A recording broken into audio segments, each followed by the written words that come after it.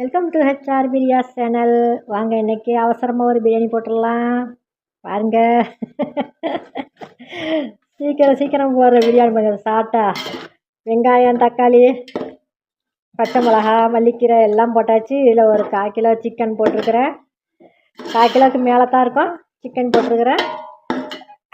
இது எல்லாத்தையும் உப்புலாம் போட்டு இஞ்சி பூண்டு எல்லாம் போட்டு வேக வச்சுருக்கேன். 10 நிமிஷத்தில் குயிக்காக ஒரு பிரியாணி தயார் பண்ணிடலாம். நல்லா மடங்கி வேகட்டும் இது.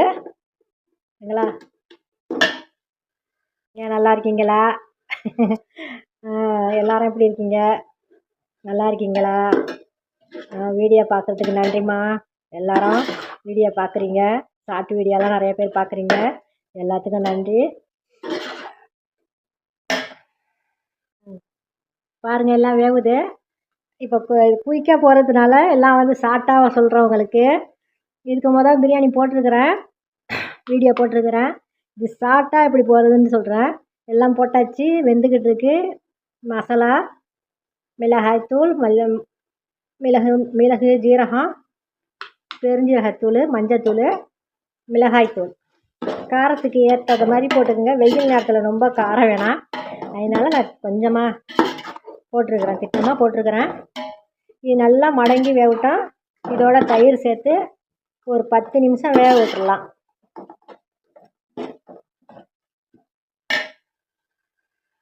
தயிரையும் அதில் கலந்துடலாம்.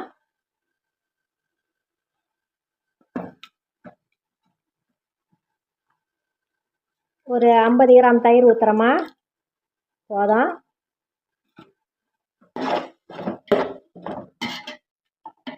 இது நல்லா வேகட்டும். ஒரு 10 நிமிஷம் அப்படியே, தண்ணிலாம் இப்போ சேர்க்க வேணாம், வெந்தவனை சேர்த்துக்கலாம். இதோட பாதி எலுமிச்சம்பழம் சாறு ஊற்றிக்கிறேன். நான் வந்து ஒரு படி அரிசி போட போகிறேன், அதனால் பாதி எலுமிச்சம், பெரிய பழமாக இருக்கிறதுனால பாதி தான் போதும்.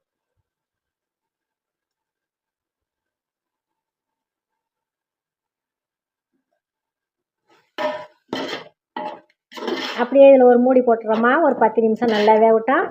தண்ணி ஊற்றி அப்புறம் தண்ணி கொதி வந்துருக்கோம், அரிசி காணிக்கொள்ளும்.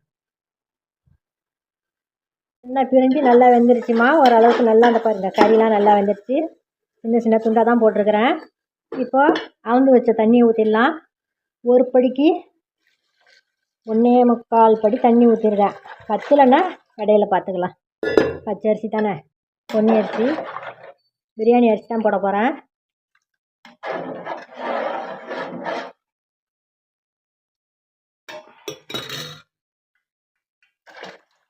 ஒன்றே முக்கால் படி. இது கொதி வந்தோடனே அரிசி காஞ்சி போடலாம். இந்த அடுப்பில் தோசைக்கல்ல கோழி பொரிச்சிக்கிட்டு இருக்கேன். பார்த்தீங்களா, தோசைக்கல்லில் தான் பொரிக்கிறேன். இது ரொம்ப எண்ணெய் செல்லாது, எண்ணெயும் வேஸ்ட் ஆகாது.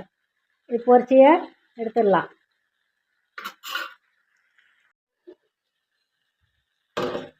ஒரு 5 முந்திரி பருப்பும் தேங்காவை அரைச்சி ஊற்றிருக்கேங்க, அதான் மேலே வெள்ளையாக தெரியுது. இப்போ அரிசியை போட்டுடலாம். ஒலை கொதி வந்துடுச்சு.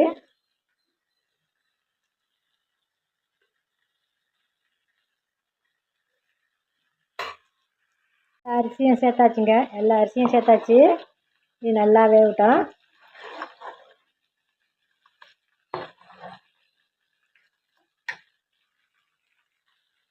கோழி பரட்டி விட்டேன், பொரிஞ்சிக்கிட்டு இருக்கு. வாங்க பிரியாணி ரெடி ஆகிடுச்சான்னு பார்க்கலாம். சூப்பராக ரெடி ஆகிடுச்சு. மேலே வந்து சாஜிரா தூவிருக்கேன், அதான் இப்போ வந்து கருப்பு கருப்பாக இருக்குது. சரிங்களா, பொலண்டு நல்லா அழகான 10 நிமிஷத்தில் பிரியாணி ரெடி ஆகிடுச்சு. இதை மாதிரி நீங்களும் செஞ்சு அசத்துங்க. இந்த வீடியோ பிடிச்சிருந்தா லைக் பண்ணுங்கள், ஷேர் பண்ணுங்கள், சப்ஸ்கிரைப் பண்ணுங்கள். கோழியும் பொரிச்சாச்சு. பிரியாணி வேக காட்டியுமே கோழியும் தோசைக்கல்ல ரொம்ப ஈஸியாக பொரிச்சாச்சு. வாங்க சாப்பிட்லாம்.